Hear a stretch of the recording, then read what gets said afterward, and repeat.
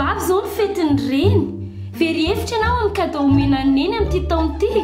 Ity ny vahaolana ividianao kopetsa maitso kely izy. Fa inona ny mampiavaka ny kopetsa maitso kely? Izy vita amin'ny plastika rea. Tsy atao atrorana intsony mamanareo miaraka amin'ny kopetsa maitso kely. Makafy mirevy mamanareo. Tsy olana mihitsy namana be ny kopetsa maitso kely. Namana be rehefa voyage ihany koa ny kopetsa maitso kely.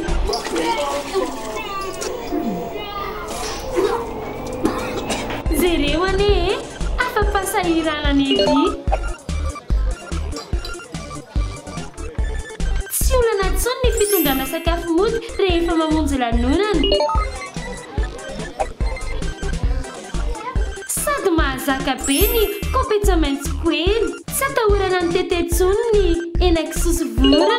Ho be mpialina indray mama miaraka amin'ny kopetsa maitso kely. Kopetsa maitso kely no tena kopetsa. Inona intsony ary ny andrasany tsy fahaden'izao ny kopetsa maitso kely. Kopetsa maitso kely hita eny amin'ny mpivarotra rehetra mahazatra anao.